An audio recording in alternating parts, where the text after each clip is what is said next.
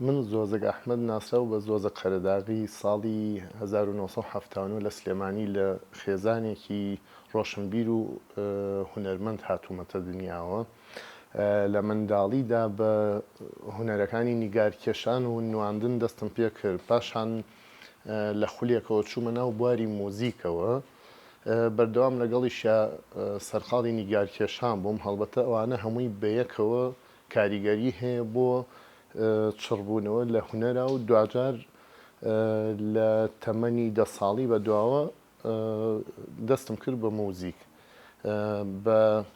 لە پەیمانگایەک ناوی پەیمانگای ئۆرکسترای سلێمانی بوو، لێوە دەستم پێکرد. دواتر قۆناغەکانی خوێندنم تەواو کرد، پەیمانگای هونەرە جوانەکان و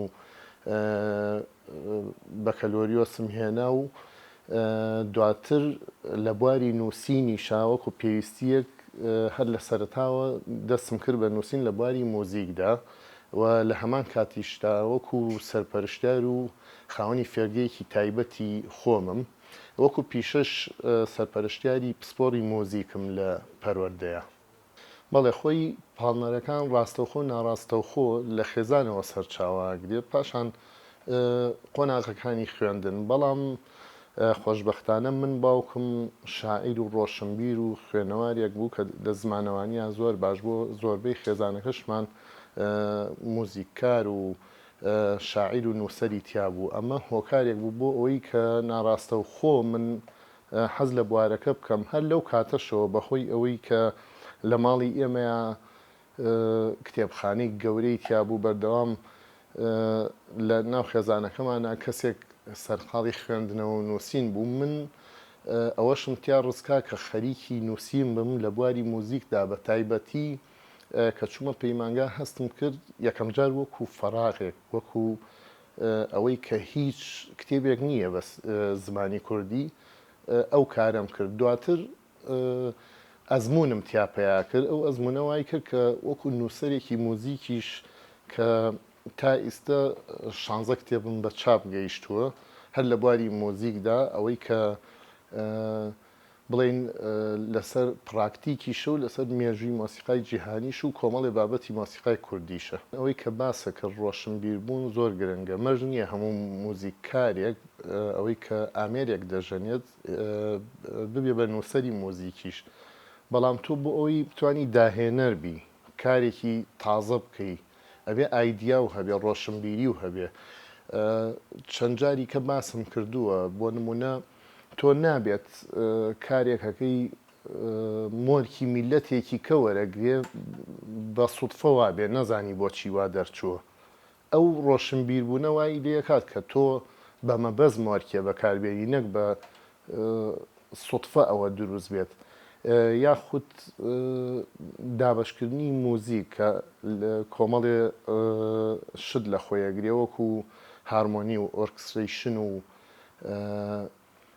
مۆدیۆلیشن و ئەوانەی کە لە مۆزیکدانانە بەکارێت، ئەوە بێت لە ڕێی ڕۆشنبیربوونەوە پێی بگەی، جگە لە ئەزمموی تایبەتی و بەهرەی تایبەتی کەسەکەش. پێویستە مۆزیکار یەک ئامێری سەرەکی هەبێ. بەڵام من بەو لەبەر ئەوەی لە منداڵیا دەستم پێ کرد، بەگشتی منداڵ بە پیانۆ و بەو ئامێرانی کە کیبۆردن کە پەنجەی پیانێ دەست پێەکەن، من بە ئۆکۆردیۆن دەستم پێ کرد. دواتر ئامێری کلارنێتیان نایە دەسم.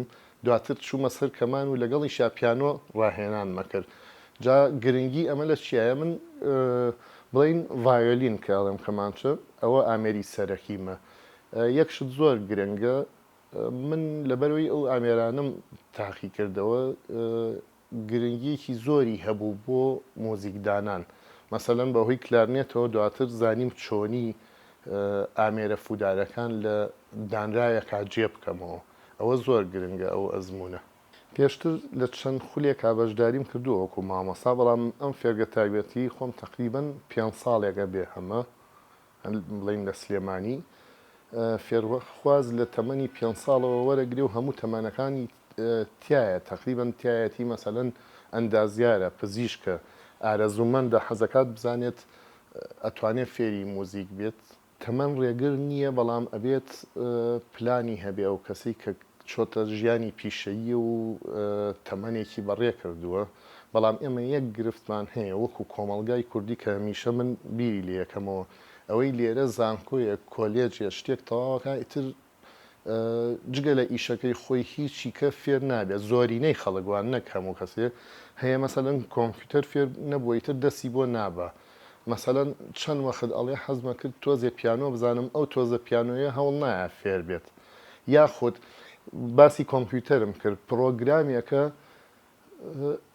هەر باسی ئەو پرۆگراماکە خۆی کاری تیا ناکا بزانێت چیە و فێری شتێکی تازەتر بێ لەوەی کە لە ژیانیان خوێندوێتی ئەوە سەرچاوی پێشکەوتنی میلەتە نەتەوەیەکە کە بێ لە هەموو بارەکانە پێشکەوێت بێگومان پێش ئەوەی کە وەکو ئیشێک بێت کارێکی پەروەردەییە منداڵ هەر کەسێک کە خەریکی مۆزیک بێت لە زانستەکانی کەشا پێشەکە چکە بیرکاری لە خۆ گرێت مەسەلەن زمانێکی جیهانیە هەموو نەتەوەیەک نۆتەی مۆسیقا وەکو یەک ئەخوێنێتەوە اینجا پێویستیشە هەموو کەسێک شتێک لە هوەرێ بزانێت چکە فکر و ئەندێشەی ڕۆشنەکە بۆ ئایندە بێگومان هەموو بابەتەکانی موزیک هەمووی گرنگە بۆ نمونە من بیرم لەوە کردەوە یەکێک لەو پرۆژانی کە تا ڕادێک جێبەجێم کردووە کەسێکی ئارەزوومەند لە مناڵ بێ لە گەورە بێ حەزەکە ناوی ئامێرەکانی موزیک و شێوازەکەی و شێوەی گرتنەکەی بزانێ بۆ نمونە ئەو هێنە ئەو ئامێرانە بۆی بیزانێت فەرهەنگێکی وێنەیم بۆ دروست کردووە ئەمە ئامێرەکەی ئەمە ناوەکەیەتی بە کوردی بە ئینگلیزی و بۆ شێوازە ئەگیرێت ئەمە زۆر زۆر گرنگە بۆ کەسێکی ئارەزوومەند اینجا چەندین شتی کەش هەیە ینی کە سەیری سەرچاوە ئەوروپیەکانەکەم ینی پێیان بە زۆر شتی سەرنجڕاکێش بردووە بۆ ئەو لایەنە بۆ ئەکادیمی بۆ ئارەزوومەند حتا خوێندنێکم بینی بۆ فێربوونی گیتار بۆ یەکێک کە زۆر زۆر تێگەیشتنی لاواز بێت هەر چۆنێک بێت شتێک بکا بە شتێک ئەوە دوایین شتەکە بینی ومە تەسەور مەکرد ئەوان واز لەوانە بێنن هەوڵ نێن شت فێر بن بیخەنە بوارێکی کەوە بەڵام لەوە شار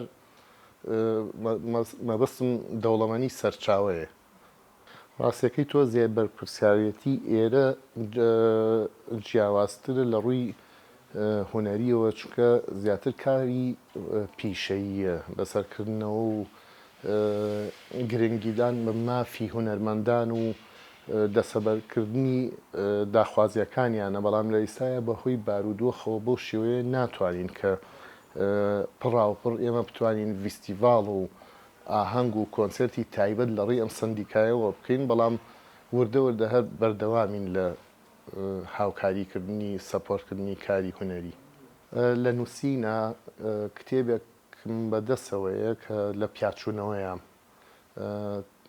ئینسایکلۆپیدیایەکە لەسەر مۆزیکدانەرە جیهانیەکان تقریبان 800 مۆزیکدانەری لە خۆ گرتووە لەوانەیە بڵێم لە 2016ەوە دەسم پێ کردووە ئێستا لە کۆتاییەکانیان خۆیان بێت لە دەستگای چاپ و بەخشی سەردەم چاپێکەم لەگەڵیشە چەند موزیکێکم داڕشتووە بۆ ئۆرکێسترا ئەگەر دەرفەت هەبێت و تا ڕادێک با بڵین هاوکاری هەبێ بۆ تۆمارکردنەکەی ئەوانەش ئامادەیە